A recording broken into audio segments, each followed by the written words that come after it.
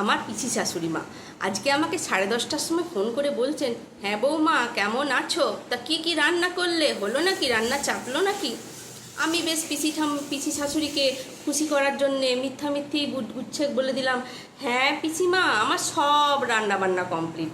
আমি ভাত করেছি, মুগের ডাল করেছি, শুক্তো করেছি, তার সঙ্গে আবার ফুলকপির রোস্ট, তার সঙ্গে আবার কাঁচকলার কোপ্তাকারি, এত কিছু রান্না করেছি, চাটনিও আছে সঙ্গে। পিসিমা তো খুব খুশি, ফোনে বললেন, বা এত সকালে তোমার এত রান্না হয়ে গেল। আমি বললাম, হ্যাঁ পিসিমা, আমি সকালবেলা একদম ভোর 5টার সময় ঘুম থেকে উঠে যাই, দিয়ে সকালে সব কাজ সেরে তাড়াতাড়ি করে রান্না বান্না করে পুজো পাশা করে আমি একদম সব কমপ্লিট করে নিই 11টার মধ্যে। পিসিমা খুব খুশি। তারপরে আমি তো বসে বসে ফোন ঘাঁটছি, আমার অত রান্না কোথায়, আমার তখনও ভাতই চাপে নেই তখনও। দিয়ে ফোন ঘাঁটতে ঘাঁটতে দুপুর 1টা 1:30 বেজে গেছে। তারপরে ভাবছি ঠিক আছে, এবারে উঠে একটু ডাল সিদ্ধ আলু সিদ্ধ ভাত করবো খনি। ও বাবা, দেখি কলিং বেল বাজে 1:30টার সময়।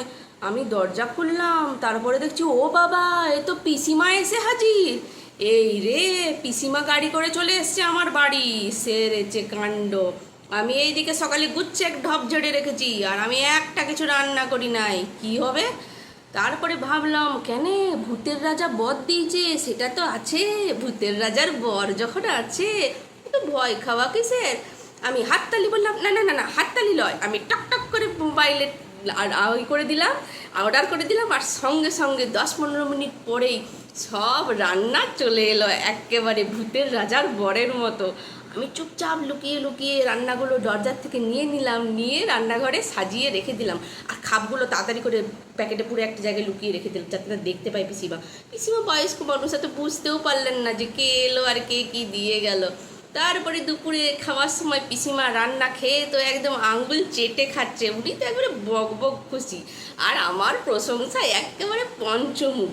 সঙ্গে সঙ্গে সবাইকে ফোন করে করে বলাও হয়ে গেল, বাকি সব পিসি শাশুড়িদেরকে, যে বা আমাদের বৌমাটা কত ভালো, কত সকাল সকাল কত রান্না করে রেখেছে, একদম লক্ষ্মী মন্তব্য।